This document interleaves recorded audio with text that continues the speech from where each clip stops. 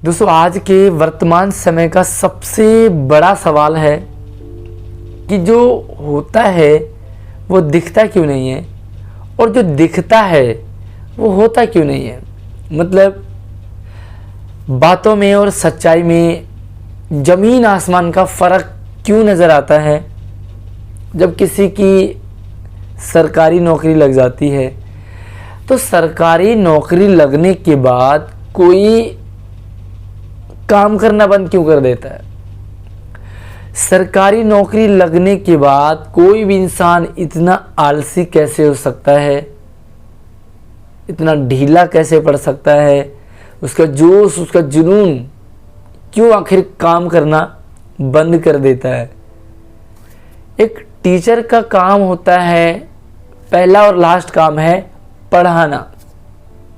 लेकिन बात करें अगर हम सरकारी स्कूलों में पढ़ाने वाले उन टीचर्स की, जो पढ़ाते ही नहीं, आखिर क्यों। सबसे बड़ा सवाल है कि जब हमारी नौकरी सरकारी हो जाती है तो हम इतने आलसी निठल्ले क्यों हो जाते हैं, हम पढ़ाना बंद क्यों कर देते हैं। एक इंसान स्ट्रगल करता है और स्ट्रगल करते करते वो जॉब पाना चाहता है। आज उसकी जॉब प्राइवेट है तो वो सोचता है कि सरकारी स्कूलों में, सरकारी फैक्ट्रीज में या सरकारी सेक्टर में बहुत अच्छा मतलब मौज है, और अगर मेरी जॉब लग जाती है गवर्नमेंट तो मैं ये करूँगा वो करूँगा। लेकिन जैसे उसकी जॉब लग जाती है वह काम करना ही बंद कर देता है। एक बच्चे का सवाल जिसने कि सच में मुझे तो चौंका दिया, आप भी सच में हैरान होंगे।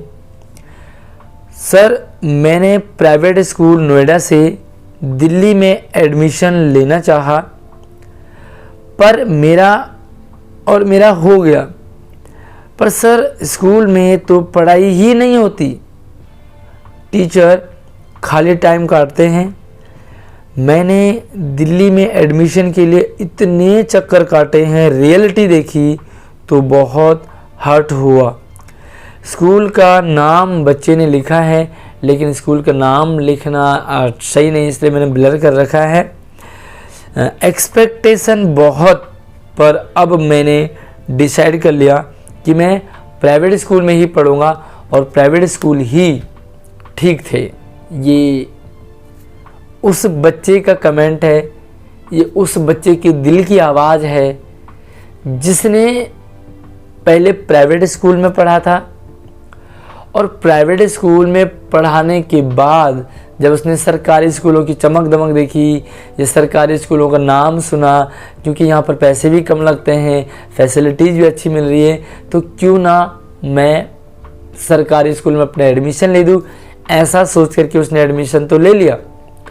लेकिन एडमिशन होने के बाद देखो, नोएडा से बच्चा जो है वो दिल्ली अपना नाम लिखवा रहा है, पढ़ाई कर रहा है, तो कहीं ना कहीं बहुत बड़ा एक तरह से मतलब स्टेप लिया है कि नोएडा से दिल्ली में। पहले नोएडा के प्राइवेट स्कूल में पढ़ा था, लेकिन दिल्ली के सरकारी स्कूलों की उसने नाम सुना, चर्चा सुना, तो उसने अपना एडमिशन करा दिया सरकारी स्कूलों में। लेकिन सरकारी स्कूलों में क्या देखते हैं कि यहाँ पर पढ़ाई है ही नहीं,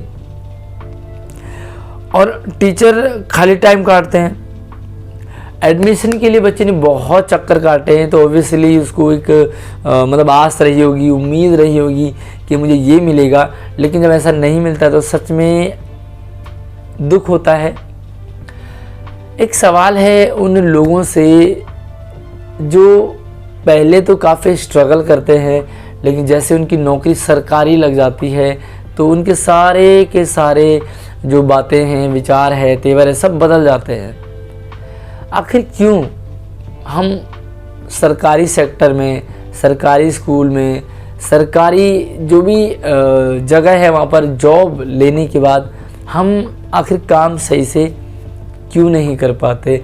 2 महीने हो गए, बच्चे ने जो लिखा है उसके अकॉर्डिंग कि 2 महीने हो गए कोई क्लास ही नहीं चली। मुझे समझ ये नहीं आता कि क्या ऐसे भी स्कूल हैं जहाँ पर टीचर्स महीनों महीनों स्कूल ही नहीं जाते हों। अगर आपका स्कूल है या आपकी जान पहचान में कोई ऐसा स्कूल है जहाँ पर कि पढ़ाई नाम की नहीं है, बिल्कुल नहीं होती है, तो आप कमेंट में स्कूल का नाम ज़रूर लिखें। दोस्तों, एक टीचर का पहला और लास्ट काम पढ़ाना होता है, और आई एम श्योर कि हर एक टीचर अपनी इस जिम्मेदारी को समझता होगा। लेकिन आखिर ऐसा क्या हो जाता है कि वो पढ़ाना ही छोड़ देता है या वो पढ़ा नहीं पाता है? यहाँ पर बहुत सारे रीज़न हो सकते हैं ना पढ़ा पाने के। देखो, पांचों उंगलियां तो बराबर नहीं होती है ना, कोई छोटा है कोई बड़ा है। एक फैमिली में अगर 5 लोग हैं, 6 लोग हैं, 10 लोग हैं, तो इनके आपस में विचार भी नहीं मिल रहे होंगे।